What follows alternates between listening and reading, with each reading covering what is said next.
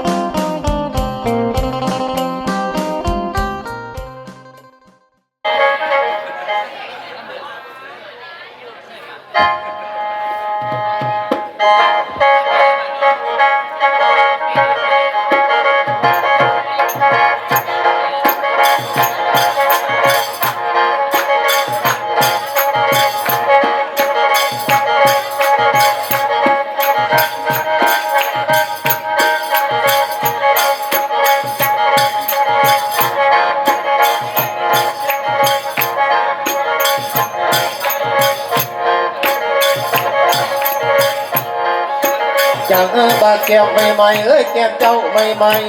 ๆสาท่าหน่อยสาท่าใหญ่ขอให้สมบังให้ร่างกายมีพลังที่เก็บเงินกาให้พี่น้องทั่วหน้าผู้พอจอยที่พลาดไปแล้วก็ให้ยิ่งคงจะน้องรับส่งนี่จิตใจปลอดโปร่งสดชื่นสดใสให้หายทุกข์หายโศกหายลูกหายภัยไปหอดไหนมีคนตบย่องนิยมทั่วโลกาเหนือใจไว้กาซาว่าใจตัว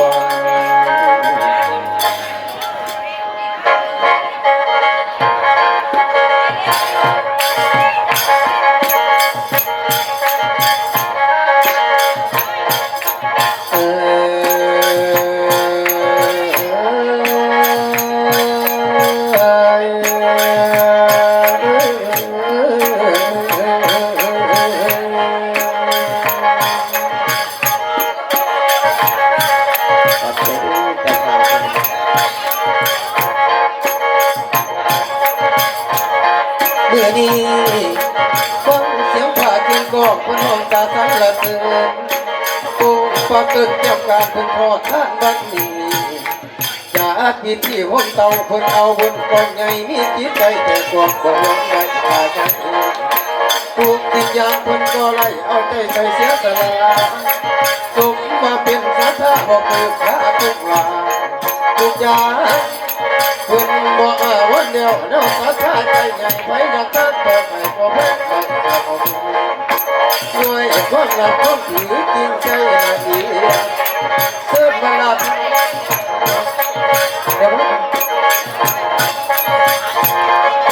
เสื่อทั้งผู้ไกลผู้ไกลบอกว่ามาเป็นป่าบกป่าท่าในย่างมือดีเป็นสักขีพยานให้ในการท้าต้องแต่งน้ำใจใสสะอาดแจ้งยิ้มแย้มสุดสะอ่อนไปว่าที่อนซ้อนนั่งเจ้าขาเสียที่มาหลังฟังว่าผูกไกลไกลอ่อนซ้อนเพลงเป็นเวลาอ่อนซ้อนเพลงเป็นเวลา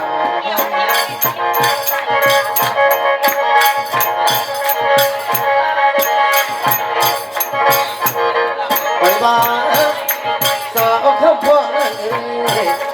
เจ้าพอมาตาคอยทำใต้คนกันว่าเกิดอยู่ใส่แท้ให้จ่าว่าสู่ฟัง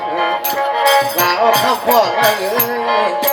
บอกแต่เนื้อยอมสู่สุบาทก่อนสถานคอยเป็นลูกเป็นหลานนักบาลุพูดบอกสื่อเสียงคอยถ้าที่บอกว่าบัณฑิตโตโตมาจากกุศลไม่วกเมตตาทัดโดเกิดเป็นคนทุกข์อยู่บ้านนอกออกมาเกิดเป็นมือเกิดมาตัวมาหาเต่าลาโอลงคือต้นเผากินเผากับป่าจากสีมือไปพามาฟังสักนี่ห้องถึงพ่อถึงเมกะอาศิเจ้านาสาวทำพ่อนั่นบาดคอยมาเห็นเจ้าพ่อปานลามาจากเมืองนอกปานที่ปุ่นอีกออกนี่ดีกาบอกถึงไปดูมาหลบปานดูก่อนเก็บจังแม่นที่สะเป็ดประเทศเราประเทศคือสังมางามแผงหรือพ่ออยากเอามือต่อยนี่บอกพ่อบอกโดนบอกคอยอยากนอนถ้าบ่มีผู้ไหลสอดมานอนสมสอดใดพ่อจะกลับออกไปไปไว้เก็บดูปัญหาก่อนไปไว้เก็บดูปัญหา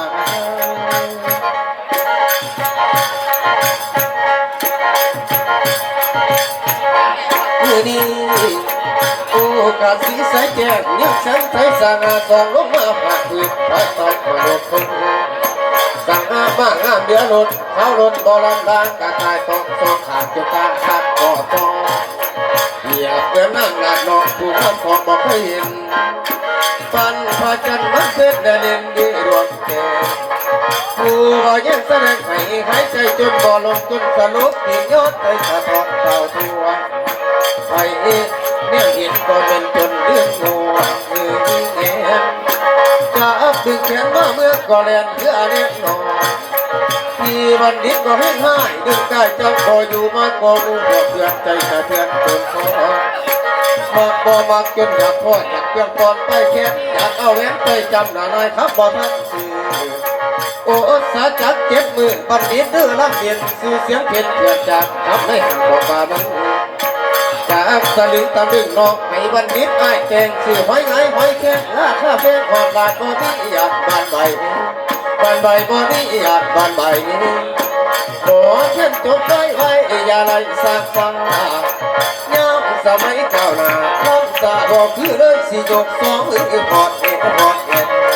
พอดเอ็ดพอดเอ็ดพอดเอ็ดเตือนหมอเพี้ยนไปนั้นพนักจอดอ่อนลง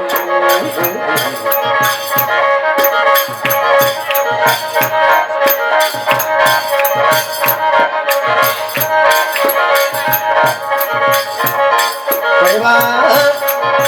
ผู้เขาเกิดให้ทรงนี่เขาบ่นั่งบ่ต้องเห็นก็ฟังคือพวกเราเล่นเอาบุญบาทเขาเองคอยยับคอยยำใจห่อนแต่หัวคำเด็กหอดเลี้ยงเห็นสิบักหัวกะเด็กสดผู้ยามคำยามคำจนผู้ยามคำมอใจลูกแต่คำมอใจกำตอนน้อยจนเด็กน้อยสองเพียง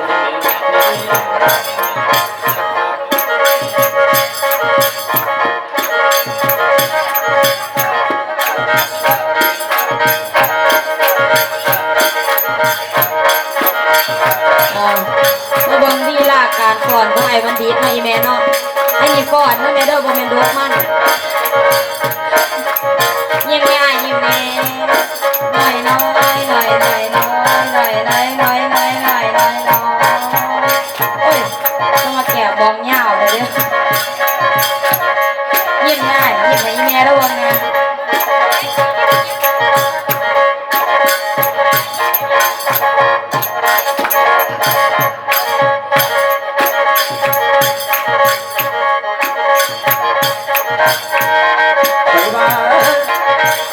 คิดสักกะเสียหัวใจติดตึกตึก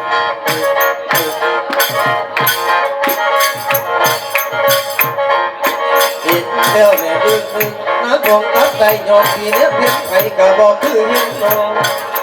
ฝากพี่เนี่ยเมียน้องโดนใจ2-3 เดือนอยากจุดแจงก่อนบอกลงเนี่ยเห็นตื่นเห็นหัวในเรื่องพวกคือสีแซ่บคือขาเสียบตาลัดเนี่ยบัดตึงแต่บอกไว้บอกว่าใครไปว่าโอ้ยเองก็ไม่บ่สมบูรณ์มันอยากย้อนแต่ปากกินให้เพื่ออะไรก็บอกกินมาอีว่าปล่อยหางเจ้าจนเป็นนิดละเรื่องจริงตัวเจ้าคือบ่เป็นห่วงน้ำโตสายหลาหอดบอกกาดูดน้ำน้ำจากตรงเห็นไอ้บ้องคอยผ่าตาปวดนี้